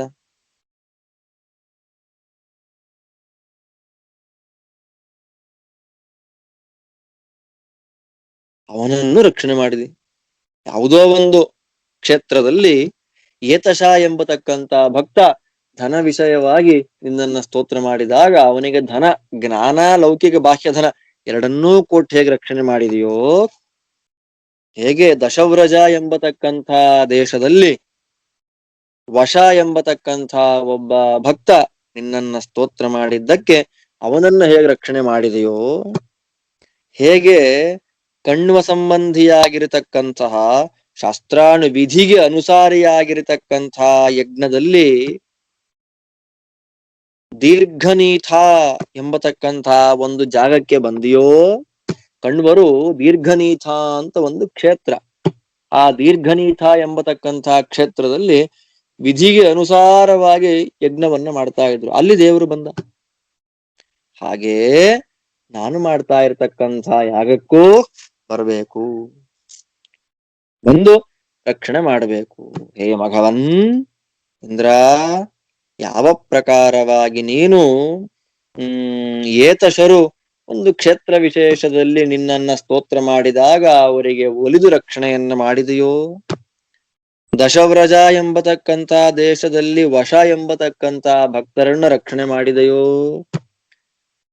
ದೀರ್ಘನೀಥ ಎಂಬತಕ್ಕಂತ ಕ್ಷೇತ್ರದಲ್ಲಿ ಕಣ್ವರು ಮಾಡ್ತಾ ಇದ್ದಂತಹ ಕಣ್ವ ಸಂಬಂಧಿಯಾಗಿರತಕ್ಕ, ಅದು ಹೇಗೆ ಯಜ್ಞ ಇರಬೇಕು, ಹುಚ್ಚುಚ್ಚಾಗಿ ಮಾಡೋದಲ್ಲ, ವಿದ್ಯನುಸಾರಿಣಿ ಮೇಧೆ, ವಿದ್ಯನುಸಾರಿ ಶಾಸ್ತ್ರಕ್ಕೆ ಅನುಗುಣವಾದ ಕ್ರಮದಲ್ಲೇ ನಡೀತಾ ಇರತಕ್ಕಂತಹ ಯಾಗದಲ್ಲಿ ಸನ್ನಿಹಿತನಾಗಿ ಅವ ರಕ್ಷಣೆ ಮಾಡಿದೆಯೋ, ಹಾಗೇ ನಮ್ಮ ಯಾಗಕ್ಕೂ ಬಂದು ನಮ್ಮನ್ನು ರಕ್ಷಣೆ ಮಾಡಬೇಕು ಅಂತನ್ನೋದು ಈ ಮಂತ್ರದ ಅರ್ಥ. ಇದರಿಂದ ಏನ್ ಗೊತ್ತಾಗ್ತಾ ಇದೆ, ಭಂ ಶುದ್ಧಂ ಪರಿಶುದ್ಧಂ ಸೋಮಾದಿದ್ರವ್ಯಂ ತದಸ್ಯಾಸ್ತಿ ಇತಿ ಭೀ ಅಧ್ವರಃ. ಭಿಷಕ್ ಅಂತ ಆಗಬೇಕಲ್ಲ, ಪರಿಶುದ್ಧವಾಗಿರತಕ್ಕಂತಹ ಸೋಮವೇ ಮೊದಲಾದ ದ್ರವ್ಯಗಳಿಂದ ಕೂಡಿದ್ದು, ಆದ್ದರಿಂದ ಅಧ್ವರ ಯಾಗಕ್ಕೆ ಭೀ ಅಂತ ಕರೀತಾರೆ. ಅಂತಹ ಕಣ್ವರೇ ಮೊದಲಾದವರು ಮಾಡಿದಂತಹ ಯಾಗಕ್ಕೆ ಬಂದ. ಭಿನಿ ಯಜ್ಞೆ ಕಣ್ವಾಧಿಕೃತೆ ಸಚತಿ ಸಮವೈತಿ ಇತಿ ಭಿಷಕ್. ಪರಿಶುದ್ಧವಾದ ಸೋಮಾದಿ ದ್ರವ್ಯಗಳಿಂದ ಕೂಡಿದ ಕಣ್ವರೇ ಮೊದಲಾಗಿರತಕ್ಕಂಥ ಜ್ಞಾನಿವರೇಣ್ಯರು ಮಾಡಿದ ಯಜ್ಞದಲ್ಲಿ ಸನ್ನಿಹಿತನಾದ, ಆ ಯಜ್ಞಕ್ಕೆ ಆ ಯಾಗಕ್ಕೆ ಬಂದ ಎನ್ನುವ ಅರ್ಥ ಇಟ್ಟುಕೊಂಡು ಕಣ್ವೇ ಅಧ್ವರೆ ಇತ್ಯಾದಿ ಮಂತ್ರೋಕ್ತವಾದ ಪದಗಳು ಸೂಚನೆ ಮಾಡ್ತಾ ಇರುವಂತೆ ಇಲ್ಲಿ ಪ್ರತಿಪಾದಿತವಾಗತಕ್ಕಂತಹ ಭಗವದ್ ರೂಪ ಯಾವುದು, ಭಿಷಕ್, ಭಕ್ತರು ಮಾಡುವಂತಹ ಯಜ್ಞಕ್ಕೆ ಬರ್ತಾನೆ ಅಂತ ತಾತ್ಪರ್ಯ. ಆದ್ದರಿಂದ 10 ಮಂತ್ರಗಳು ನೆನ್ನೆ ಆಗಬೇಕಾಗಿತ್ತು, ಹೇಳನಲ್ಲ, ಆಸುರಿ ಶಕ್ತಿಗಳ ಪ್ರಭಾವ, ವಾತಾವರಣದ ಪ್ರಭಾವ, ದುಷ್ಟ ವ್ಯಕ್ತಿಗಳ ಸಂಪರ್ಕದ ಪ್ರಭಾವ, ಎಲ್ಲ ಪ್ರಭಾವದಿಂದಲೂ ನೆನ್ನೆ ಪಾಠ ತುಂಬಾ ಸಮಸ್ಯೆ ಆಯಿತು. ಮಹಾ ಪ್ರಯತ್ನವನ್ನ ಪಟ್ಟರೂ ಕೂಡ ಮಾಡ್ಲಿಕ್ಕೆ ಸಾಧ್ಯವಾಗಲಿಲ್ಲ. ಆದ್ದರಿಂದ ನೆನ್ನೆ ಆಗ್ಬೇಕ, ಹರಿಸಂಕಲ್ಪಕ್ಕೆ ಏನು ಬರುತ್ತೋ ಅದು ಆಗ್ಬೇಕಾದಷ್ಟೇ, ನಾವು ನೀವೇನು ಪ್ರಯತ್ನ ಪಟ್ಟು ಇವತ್ತು ನಿರ್ವಿಘ್ನವಾಗಿ ನಡೀತಲ್ಲ ಹರಿವಾಯ ಗುರುಗಳಲ್ಲಿ. ಅದೇ ನಾವು ಆ, ಮತ್ತೆ ಮತ್ತೆ ಪುನಃ ಪುನಃ ಪ್ರಾರ್ಥನೆ ಮಾಡಬೇಕಾದ ಅಂಶ. ಈ ಪ್ರಕಾರ 10 ಮಂತ್ರಗಳ ಅನುಸಂಧಾನ ಮಾಡಿದ್ದೇವೆ. ಇದರಿಂದ ಪರಮಾತ್ಮ ಪ್ರೀತನಾಗಲಿ. ಮಧ್ವ ವಿಜಯದ ಉಪನ್ಯಾಸಗಳು ನಿನ್ನೆಯಿಂದ ಆರಂಭ ಆಗಿದೆ. 16 ಜನ ವಿದ್ವಾಂಸರುಗಳಿಂದ ಒಂದೊಂದು ಸರ್ಗದ ಉಪನ್ಯಾಸ ಮಾಲಿಕೆಯನ್ನು ಆಯೋಜನೆ ಮಾಡಿದ್ದಾರೆ ನಮ್ಮ ಮಾಧ್ವ ಸಂಘ ಹೊಸೂರಿನವರು. ಎಲ್ಲ ಉಪಯೋಗ ಮಾಡಿಕೊಳ್ಳಿ ಅದನ್ನ. ನಿರಂತರ 16 ದಿವಸಗಳ ಜ್ಞಾನ ಸತ್ರ ಅಲ್ವಾ. ಮಧ್ವವಿಜಯ 5 ದಿವಸ 6 ದಿವಸ ಅಂತ ಹೇಳಿಬಿಡತ್ತೆ. ಒಬ್ಬೊಬ್ಬ ವಿದ್ವಾಂಸರ ಬಾಯಲ್ಲಿ ಒಂದೊಂದು ಸರ್ಗವನ್ನ ಕೇಳೋದು ಒಂದು ಶ್ರೇಷ್ಠವಾಗಿರ್ತಕ್ಕಂತಹ ಸತ್ರ ನಡೀತಾ ಇದೆ. ಒಳ್ಳೊಳ್ಳೆ ವಿದ್ವಾಂಸರುಗಳು ಅದರಲ್ಲಿ ಸೇರಿಸಿದ್ದಾರೆ. ನನ್ನಂತ ಮೂಢನಿಗೂ ಅವಕಾಶವನ್ನ ಕೊಟ್ಟಿದ್ದಾರೆ. ದೊಡ್ಡ ದೊಡ್ಡ ವಿದ್ವಾಂಸರ ಪಂಕ್ತಿಯಲ್ಲಿ ನನ್ನನ್ನು ಒಂದು ಹೂವಿನ ಜೊತೆಗೆ 4 ಸ್ವರ್ಗಕ್ಕೆ ಸೇರ್ತು ಅಂತ ಹೇಳಿ. ಅದರಂತೆ ಅನೇಕ ಶ್ರೇಷ್ಠ ವಿದ್ವಾಂಸರುಗಳು, ನನ್ನಂತಹ ಜಿಜ್ಞಾಸುಗಳು ಎಲ್ಲ ಹೇಳುವಂತಹ ಪ್ರಯತ್ನವನ್ನ ಮಾಡ್ತೇವೆ. ಅದರಲ್ಲಿ ಎಲ್ಲರೂ ಕೂಡ ಮಧ್ವ ವಿಜಯದ ಉಪನ್ಯಾಸ ಮಾಲಿಕೆಯನ್ನ ಕೇಳಿ ಕೃತಾರ್ಥರಾಗಿರಿ, ಶ್ರೀಮದ್ ಆಚಾರ್ಯರ ಪರಮಾನುಗ್ರಹಕ್ಕೆ ಪಾತ್ರರಾಗಿರಿ ಅಂತ ಹೇಳ್ತಾ ಇವತ್ತಿನ ಪಾಠ ಮುಗಿಸ್ತಾ ಇದ್ದೇನೆ. ಮತ್ತೆ ನಾಳೆ ಭೇಟಿಯಾಗೋಣ ಪಾಠದಲ್ಲಿ. ಶ್ರೀಕೃಷ್ಣಾರ್ಪಣ.